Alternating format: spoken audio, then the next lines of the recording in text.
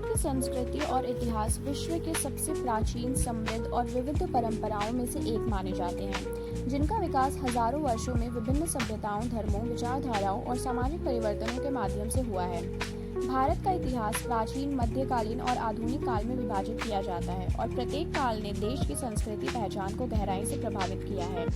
प्राचीन भारत की शुरुआत सिंधु घाटी सभ्यता से मानी जाती है, जो लगभग 2500 ईसा पूर्व विकसित हुई थी और अपनी उन्नत नगरीय योजना, जल विकास प्रणाली तथा व्यापार के लिए प्रसिद्ध थी। हड़प्पा, मोहनजोदाड़ो इसके प्रमुख नगर थे। इसके बाद वैदिक काल आया, जिसमें वेदों की रचना हुई और समाज का संगठन वर्ण व्यवस्था के आधार पर विकसित हुआ। इसी काल में धर्म, कर्म, मोक्ष और महत्वपूर्ण दार्शनिक विचार उभरे। आगे चलकर महाजनपद काल में 16 बड़े राज्यों का उदय हुआ, जिनमें मगध और सबसे शक्तिशाली था और यही आगे चलकर साम्राज्य का केंद्र बना। मौर्य साम्राज्य भारत के इतिहास का एक महत्वपूर्ण चरण था, जिसकी स्थापना चंद्रगुप्त मौर्य ने की और जिसे अशोक महान के शासन में चरम पर पहुंचाया। अशोक ने कलिंग युद्ध के बाद बौद्ध धर्म अपनाया और अहिंसा तथा शांति का संदेश फैलाया। इसके बाद गुप्त काल को भारत का स्वर्ण युग कहा जाता है, जिसमें विज्ञान, गणित, साहित्य और कला का अद्भुत विकास हुआ। आर्यभट्ट और कालिदास जैसे विद्वानों ने इस युग को गौरवशाली बनाया। मध्यकालीन भारत में कई राजवंशों और साम्राज्यों का उदय हुआ, जिनमें दिल्ली सल्तनत और मुगल साम्राज्य प्रमुख हैं। दिल्ली सल्तनत की स्थापना कुतुबुद्दीन ऐबक ने की, जबकि मुगल साम्राज्य की नींव बाबर ने रखी। मुगलों में अकबर का शासन विशेष रूप से उल्लेखनीय था, जिन्होंने धार्मिक सहिष्णुता, प्रशासनिक सुधार और सांस्कृतिक समन्वय को बढ़ावा दिया। इस काल में भक्ति और सूफी आंदोलन का भी उदय हुआ, जिसने समाज में समानता, प्रेम और भक्ति की भावना को प्रबल किया। कबीर, गुरु नानक और मीराबाई जैसे संतों ने सामाजिक कुरीतियों का विरोध किया और लोगों को एकता का संदेश दिया। आधुनिक भारत का इतिहास ब्रिटिश औपनिवेशिक शासन से जुड़ा हुआ है, जिसकी शुरुआत ब्रिटिश ईस्ट इंडिया कंपनी के आगमन से हुई।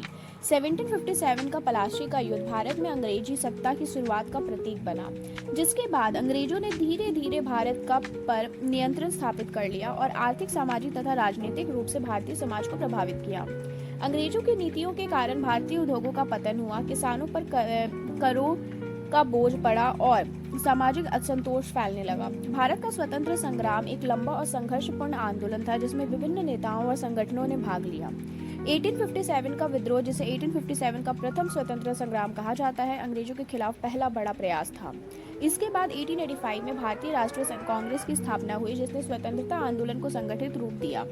20वीं सदी में महात्मा गांधी ने नेतृत्व में आंदोलन ने नया मोड़ लिया। गांधी जी ने सत्याग्रह और अहिंसा के सिद्धांतों के माध्यम से लोगों को एकजुट किया। असहयोग आंदोलन 1920, सविनय अवज्ञा आंदोलन 1930 और भारत छोड़ो आंदोलन 1942 स्वतंत्रता संग्राम के प्रमुख चरण थे। इस दौरान सुभाष चंद्र बोस ने आजाद हिंद फौज का गठन किया और सशस्त्र संघर्ष का मार्ग बनाया। भगत सिंह, चंद्रशेखर आजाद और अन्य क्रांतिकारियों ने भी स्वतंत्रता के लिए अपने प्राणों का बलिदान दिया।